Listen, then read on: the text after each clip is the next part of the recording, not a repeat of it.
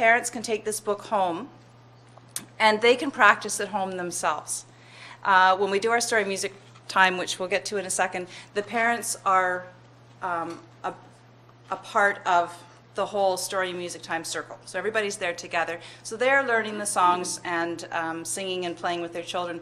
But to have it sort of in book form as well, where they can take it home and go over it and through it on their own, where they might feel a little bit less self-conscious, it's just a nice addition to have. This book, Elmer's Colors, is written in Chinese, and I work in a predominantly Chinese neighborhood. And so one of the things, I have a grandfather who speaks absolutely no English, and nor does his 3-year-old. But with this book, I can have a lot of communication, and I asked him, and I've learned my colors in Mandarin, and he was able to show me where it's written here. And so I think once you validate that learning a language is really difficult, and they get to laugh at my mispronunciation and correct me, and they coach me, what color is this, what color is that. And so I think there's a give and take there. So this has been a successful book in my center. Story music time is a huge piece of each of our programming days. And as a matter of fact, a lot of the parents understand this is the only learning that happens throughout our 4 or 5 hour programming day. And that's the time of the day when we'll have, every family will be there. So in our programs as well, I forgot to say at the beginning, it's the kind of program where people can come and go as they please. So we're open generally 20 hours a week, usually from say 9 till 2, or in a couple of instances in the afternoon for 4 or 5 hours. And people come and go as it suits their family. And they're welcomed whether they come in the middle of story music time or the middle of snack, or just as everything's being packed up at the last 5 minutes of the day, which does happen too. And the idea is just basically they'll come when they need to come or when they want to come. We don't limit numbers. There's no pre-registration in our programs. When they do come in, we'll ask for a child's name and birth date, and that's about it. A phone number if they want to share it with us. But we don't limit numbers, and sometimes our rooms get incredibly full. And often, you know, people will again be concerned about numbers, or a principal might be, and we always explain that it will temper itself. If families feel that it's getting too busy and they're not feeling comfortable there with their children of a certain age, they'll start coming at a different time of day. Or they'll come a little bit earlier in the morning before it gets crazy, or they'll come a little bit later in the afternoon after it's been crazy. There was one other point I was going to make about the numbers. Oh, the most important point about the numbers is that we never know when somebody really needs to be there. And so if there's a mom who's been maybe all alone, hiding inside for weeks or months, and she finally makes the effort to come into the school, which can be a scary thing if you don't already have a child in school.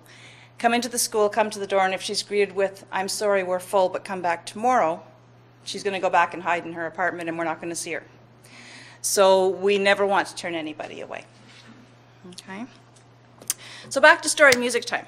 Story music time, it's multi-age, multi-generational, it's multilingual. We'll encourage families to share songs with us in their own languages, and as Gay says, it can be a lot of fun with everybody trying to, you know, sing a song in a language that they're not familiar with. And it really, really emphasizes the role of the parent as the teacher. And once again, we're in other parts of the program where the parents are jumping in and wanting to do for the children, this is the one area where they think it's better if the children sit by themselves on the carpet and become independent while they sit back here and have coffee. And so it's sort of a reverse piece, but it's once again modeling and encouraging and showing them the learning that's happening when their child is sitting in their lap.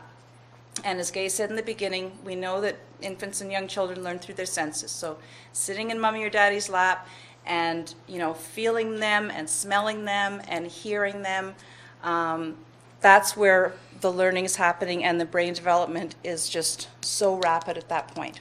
So same as with the learning materials, but kind of flipped. We have to educate the parents as to the learning that's happening when they are sitting right with their children and engaging with them in story music time. Did you want to talk about, show the book? Sure, I'll show the book. And So I always, we do story time after snacks, so there's a transition where I lay out the materials. I put books on the learning carpet, and we call everybody over. As Karen said, sometimes it's hard to get the mums because the families, sometimes this is a parent's only break. And so they suddenly see their children engaged there on the carpet. Oh, thank goodness. And sometimes getting my parents to be quiet is the other thing. And this, my teaching point is, I say, well, if you don't think that you need to be quiet while the teacher is talking, then you're teaching your child that. And so that's a modeling thing. You know, if mommy is, or grandma is quietly listening, then the child will see it without even being told. I start with some songs, and then we use these big books. This is Mrs. Wishy-Washy. Would you like me to read this? Should I just? Go ahead. All right. It's fun. It's a good one, Mrs. Wishy-Washy. And the story is by Joy Cowley, and the illustrations are by Elizabeth Fuller. And illustrations is a big word, so we talk about what an illustrator is and what a writer is, and that perhaps they may be writers or illustrators when they're bigger. And then we also we'll do books when they're little too. So here's the title page.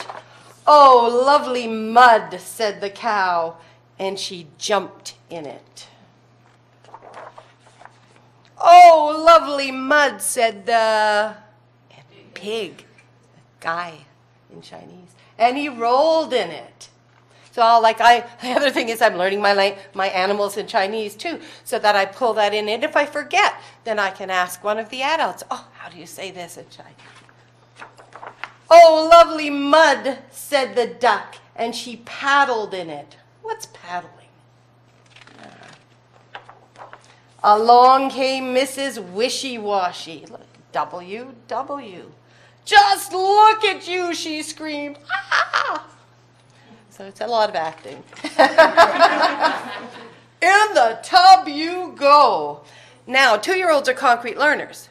So that means they have to come up and touch it, you know. So that's the other thing we're learning during the story time, is learning how to sit down and learn, how to learn in a group. And in fact, when I go to my kindergarten teachers every year and I say, okay, what do you need these children to be ready to do when you start? She said, please, I need to be able to follow instructions, sit down, and learn in a group. And so, you know, so that's really, and this story time is one of the, like you said, one of the things where parents think, oh, this is the part we're learning.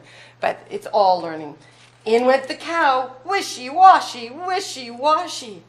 One little boy said to me, how do you know which words to say? And I said, oh, these black marks, they say the words. Oh, that's what it is, you know.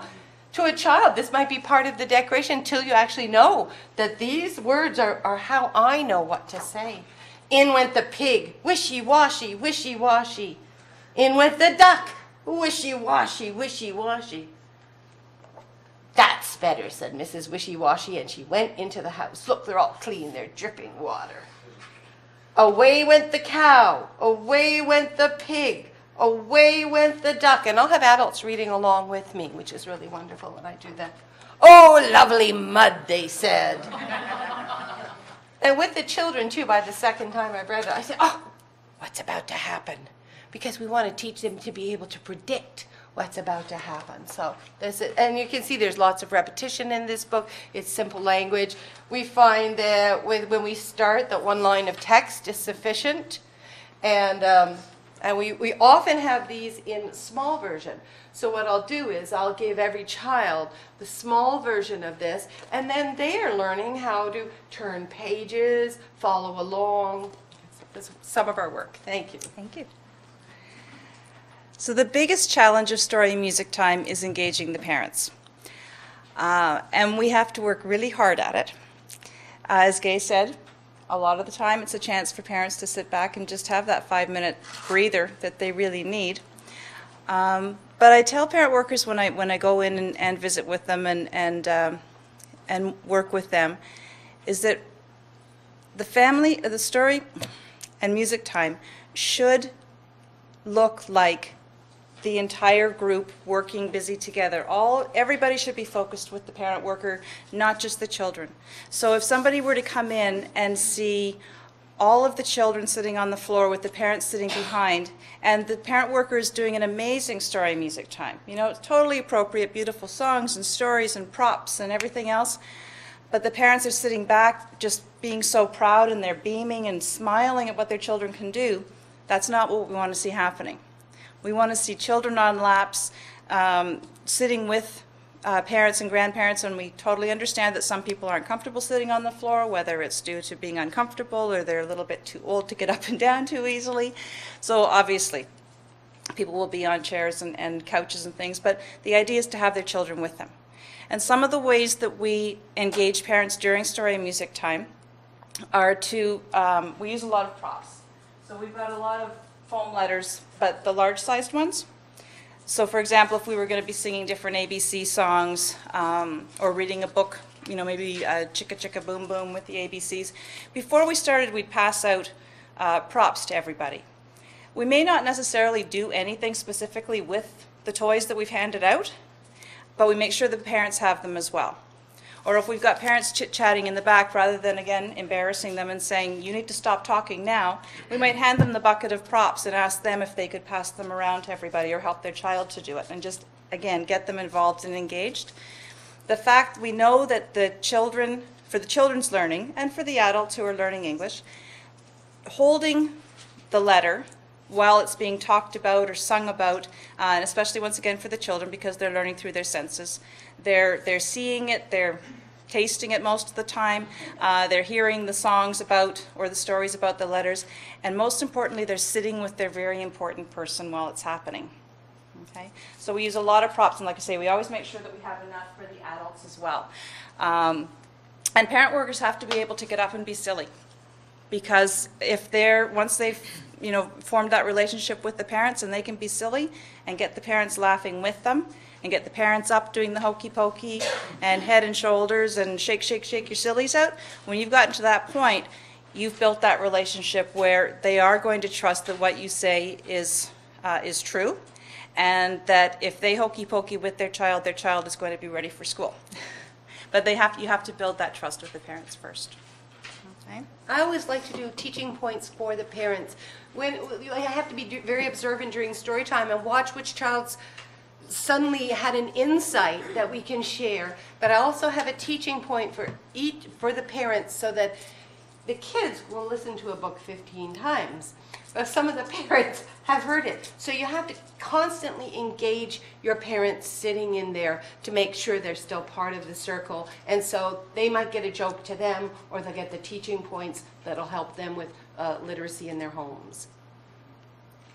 And I think we have a few minutes left, but I wanted to just bring everything back to, we talked about our idea today was how do we empower parents to be agents of change. And hopefully we've done that in explaining what we do in our parenting and family literacy centers and the importance of engaging the parents. But I think the most important thing to remember is that we can't start with the children. We have to really, really start with the parents, and they need to feel good about themselves before they can understand how important they are to their children. And it doesn't matter who the parent is. There can be a parent who is, highly intellectual, wonderful job, makes a ton of money, a beautiful house, but they might be the most insecure parent you've ever met. And they need just as much support and encouragement as the young single mom with no money living in social housing and has a whole different set of issues. So we welcome people in for who they are and what they bring, and when they're ready, they will let us know what they need, and we can address that and help them with it, and then we can move on to how they can work with their children. And we'll have parents who come in with an infant and there's no attachment. They're holding the baby over here, they're putting him to sleep like this. We can't just jump in and say, okay, that's wrong, let's fix this right now. It may take months of getting to know that mom and figuring out what's bothering her or the baby, or it could be a million different things, as we all know. But we wait for them to come to us, or we wait for a point in time when we know it's safe for us to say something to them. So we're not a program where